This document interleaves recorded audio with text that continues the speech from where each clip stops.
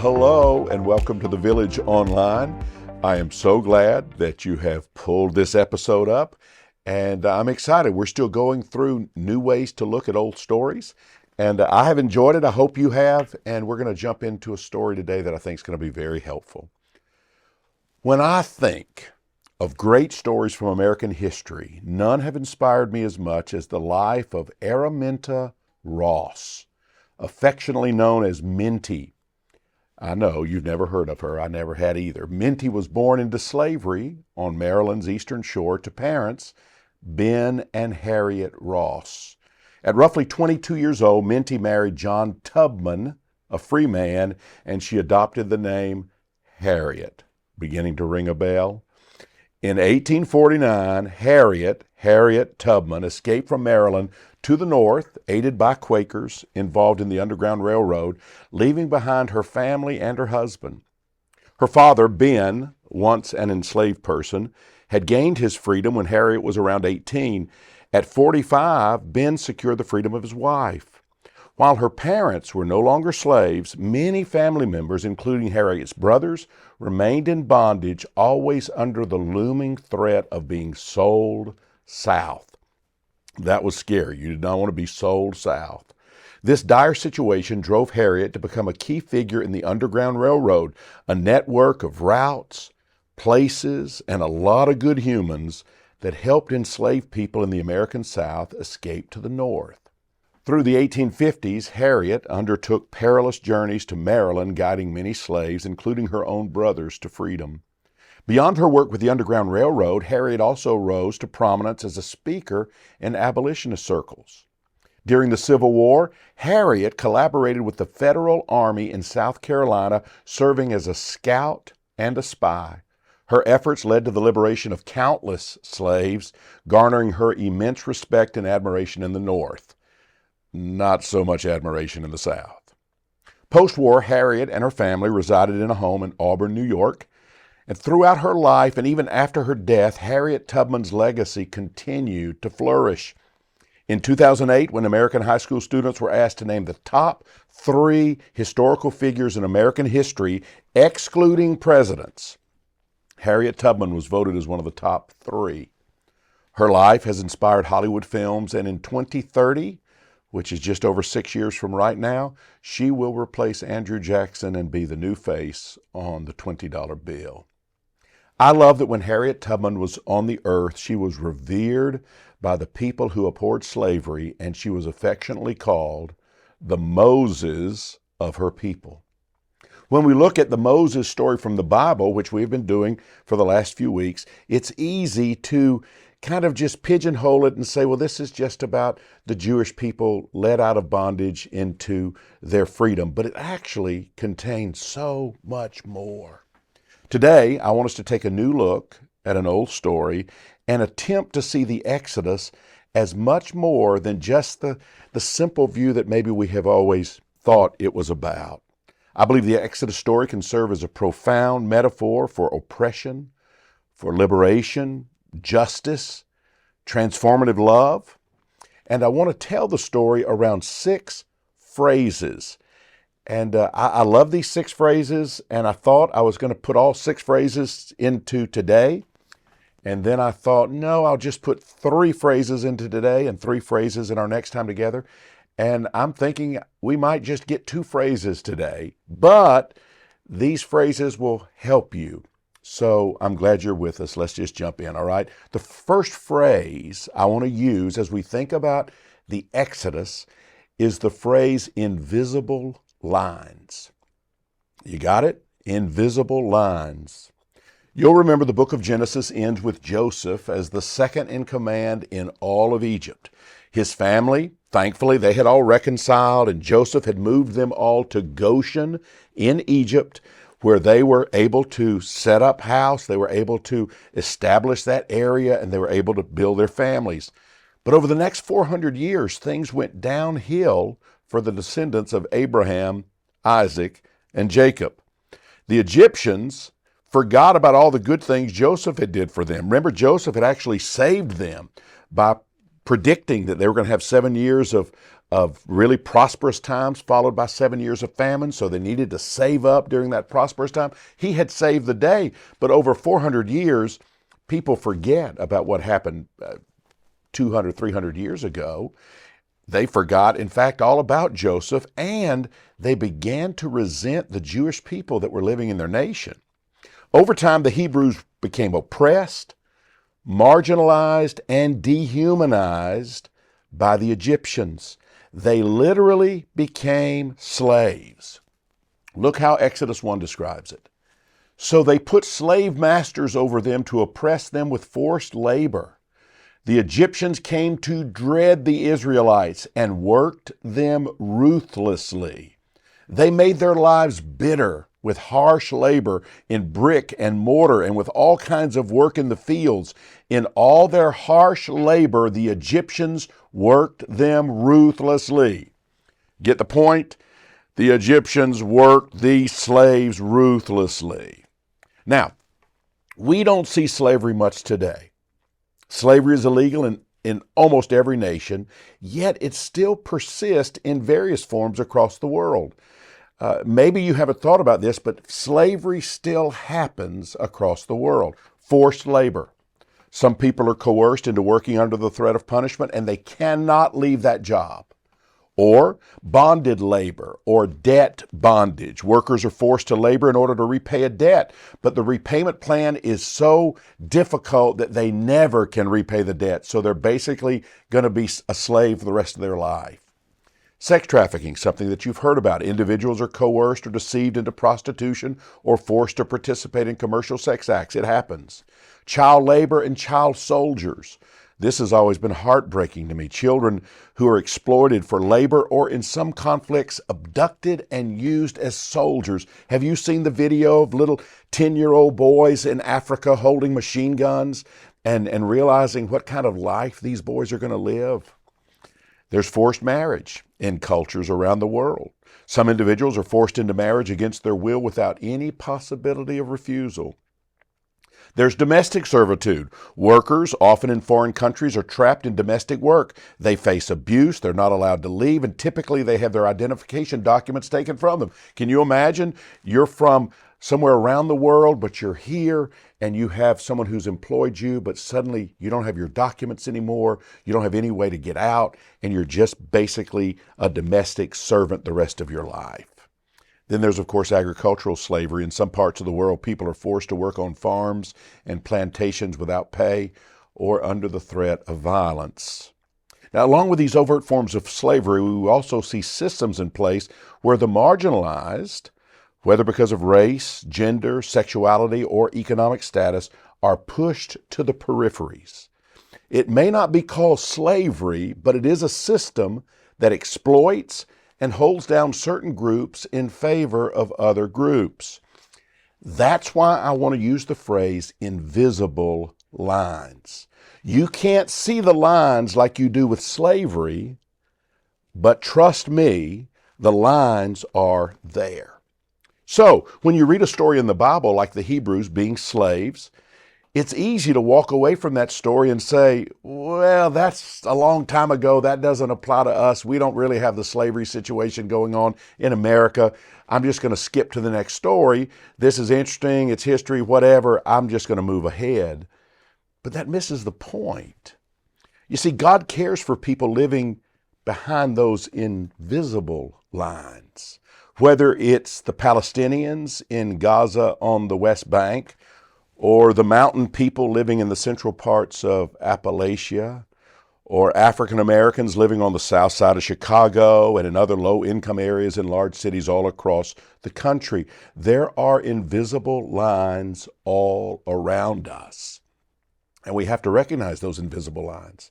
If you only see the group that is the preferred group and you miss out on the group that maybe is the despised group or the underclass, then maybe you have not noticed the invisible lines. One of my favorite cartoons to have seen over the last couple of weeks is the cartoon of Jesus, and Jesus is walking, and on his left hand is a Palestinian child, and on the right side holding his hand is a Jewish child.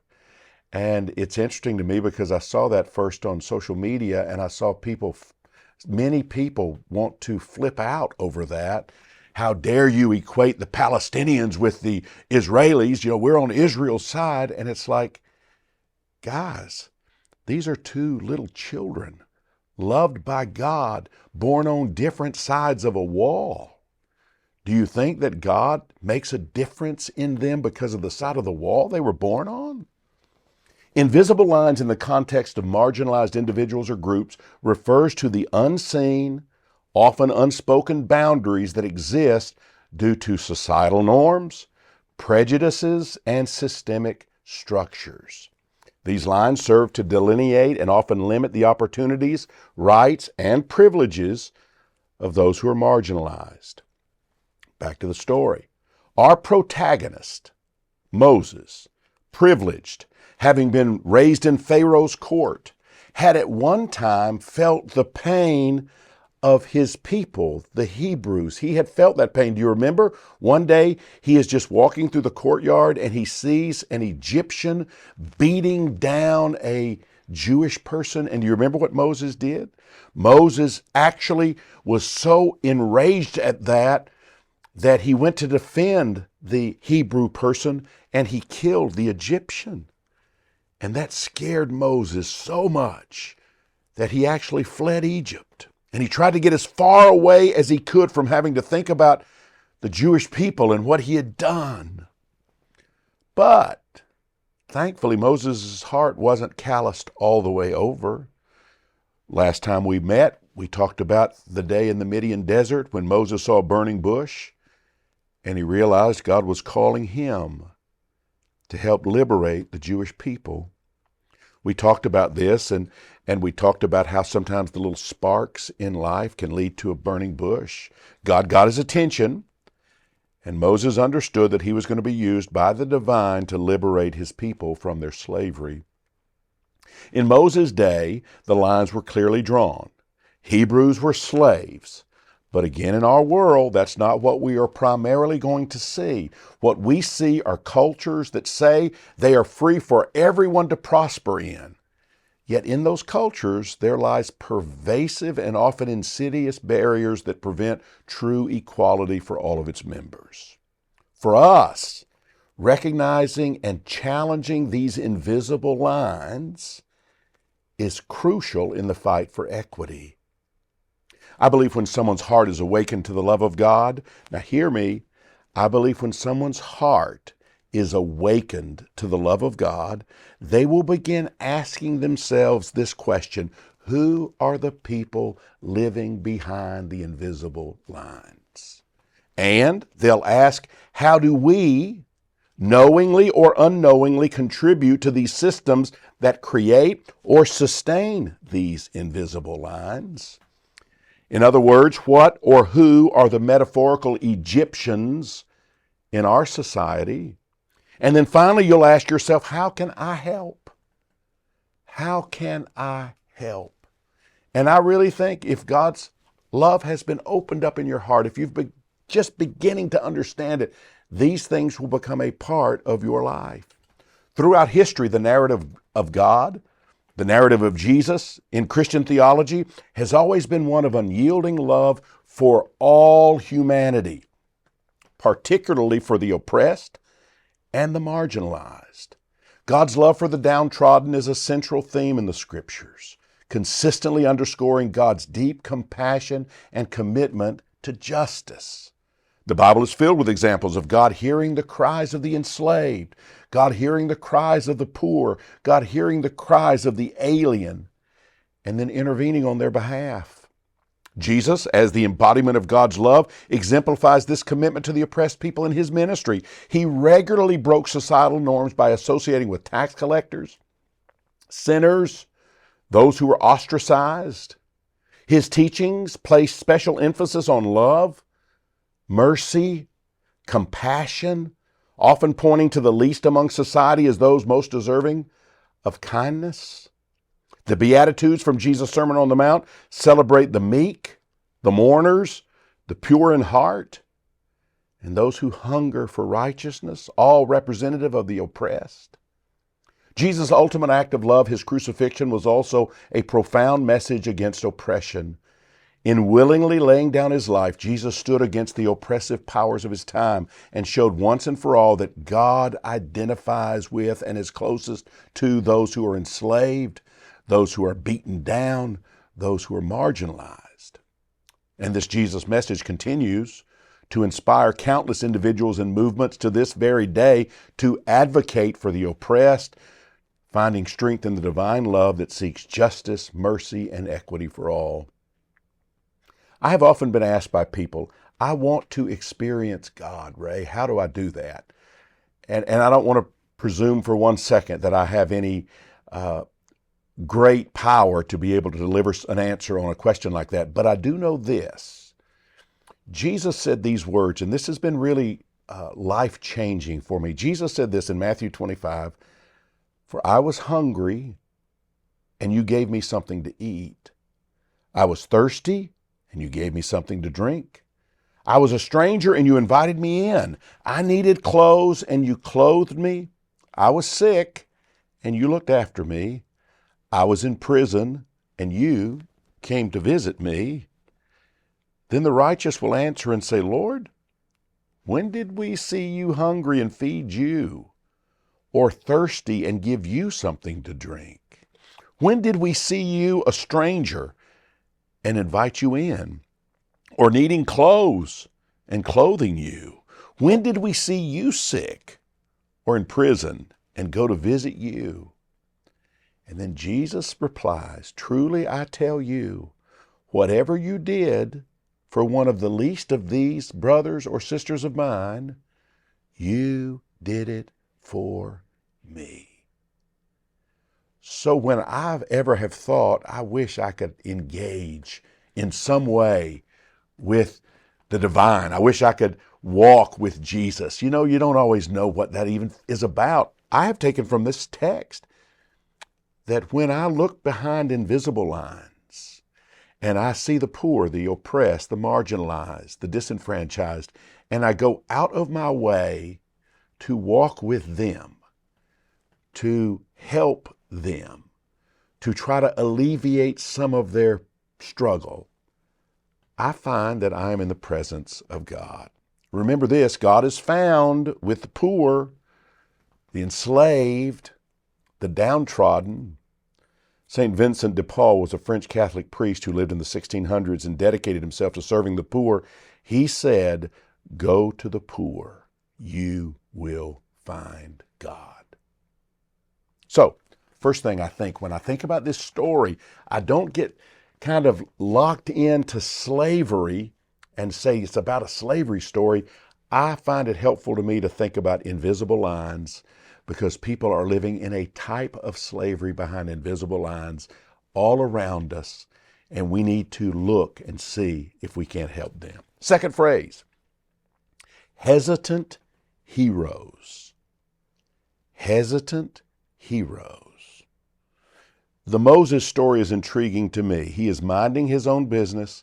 He has been out of Egypt for 40 years. He has put the Hebrew people as far out of his mind as he could possibly put them out of his mind.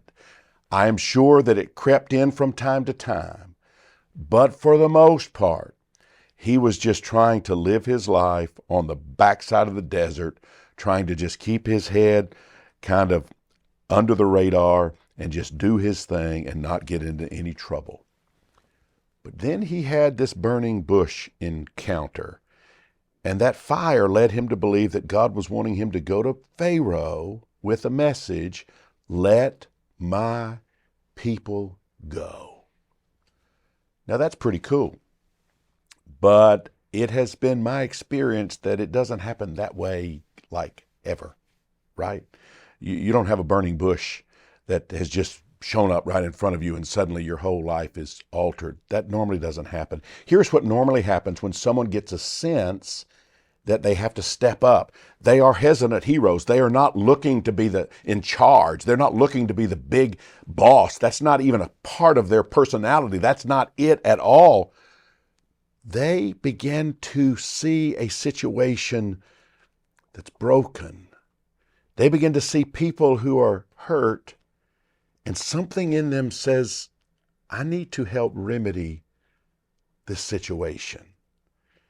There exists in you, there exists in me, a profound kind of unrest when we see that in individuals. A deep-seated feeling that certain things in this world just shouldn't be the way they are.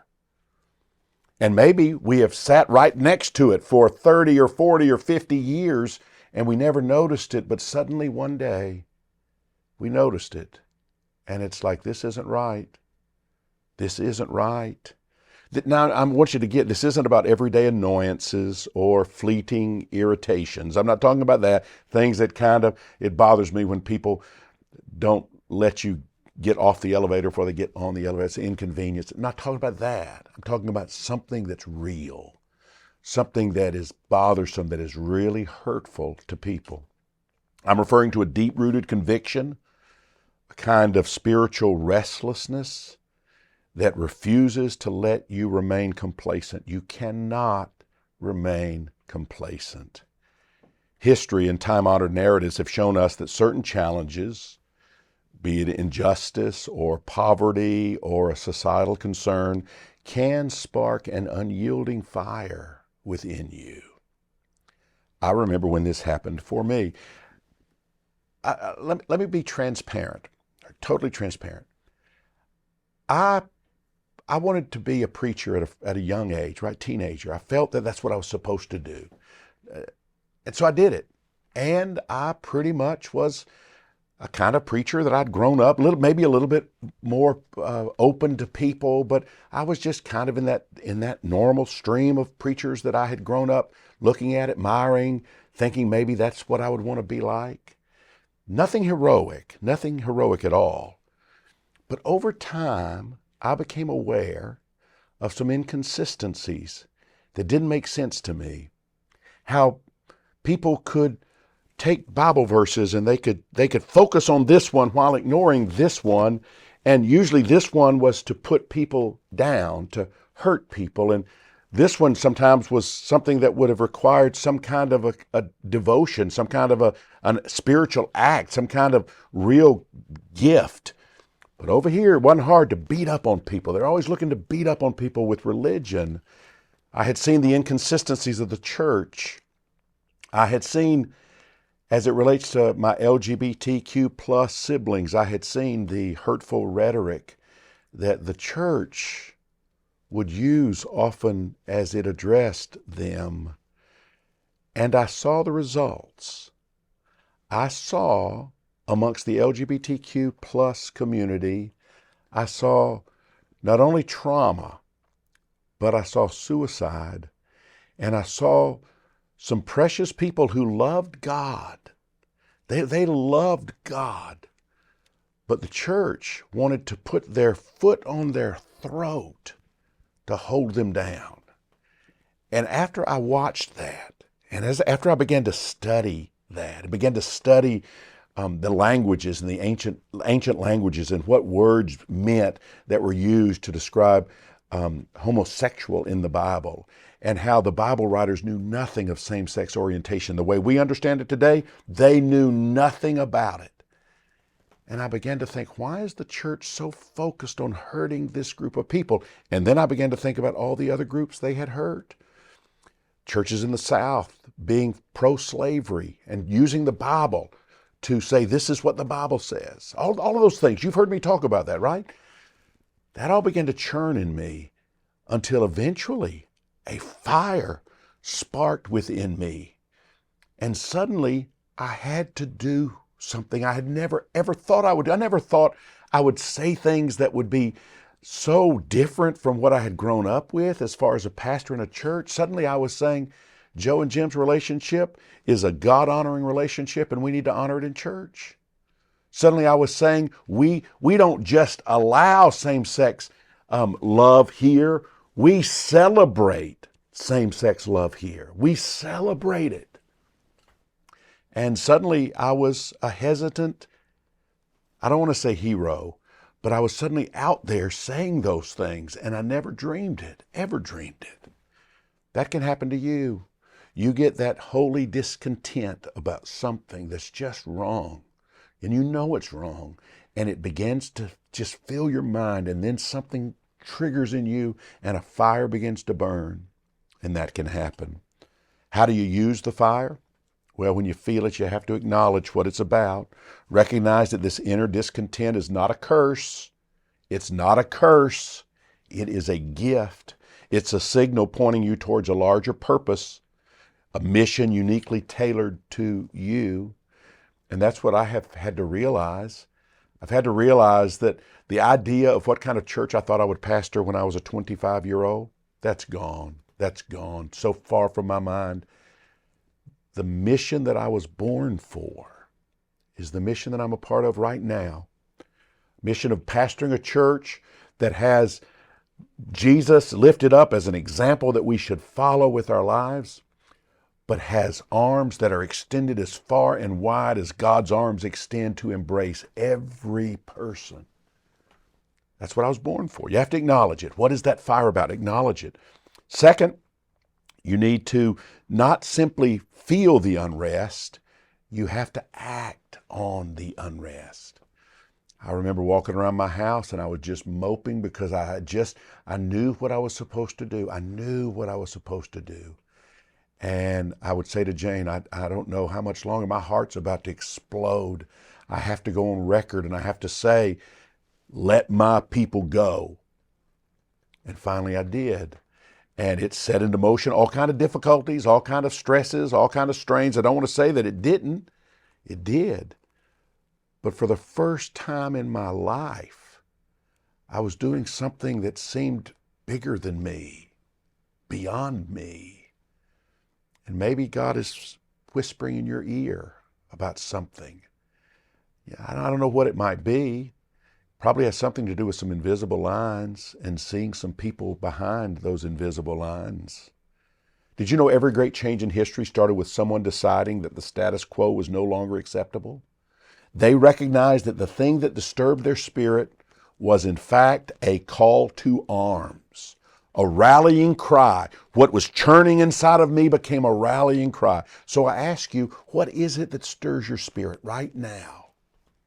What is it that kind of is in your mind right now that you cannot shake? What can't you stand?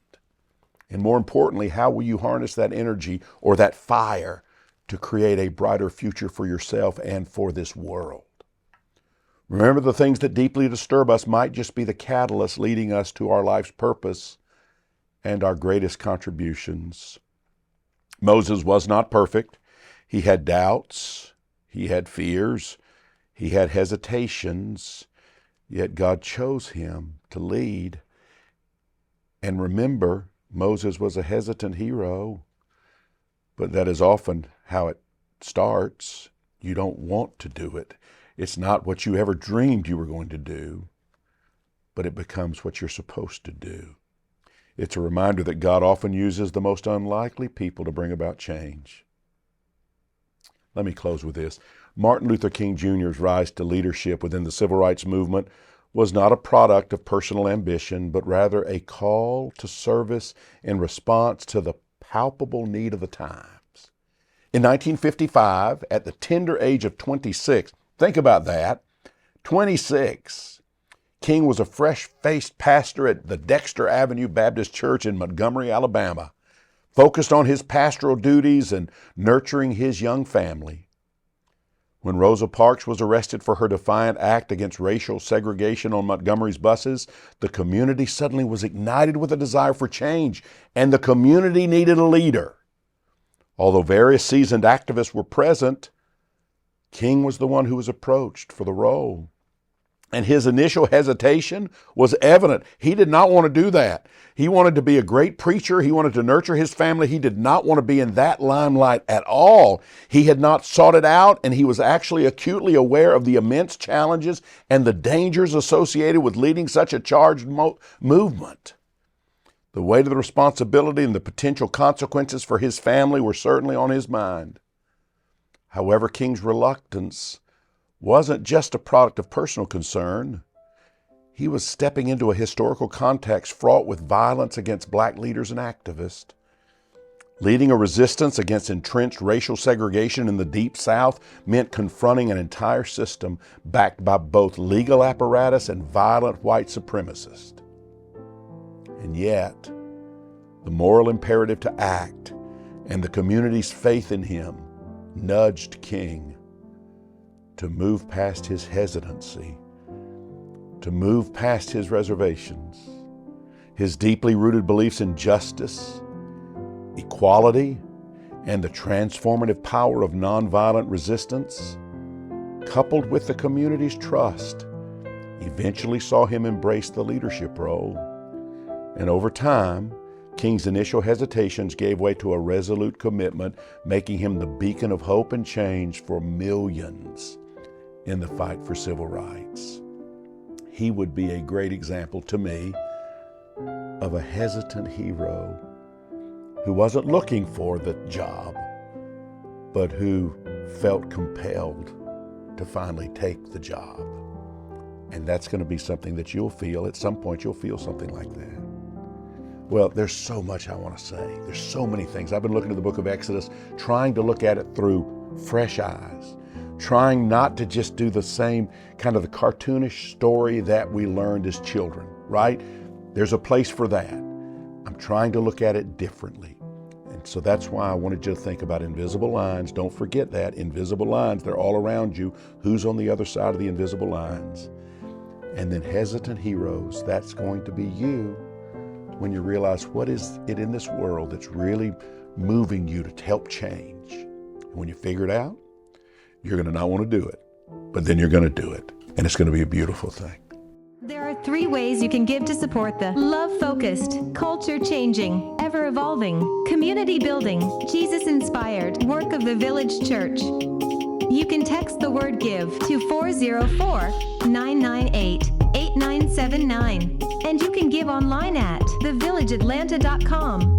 Or you can send a check to the Village Church, 3418 Dogwood Drive, Hapeville, Georgia, 30354. Have a great week.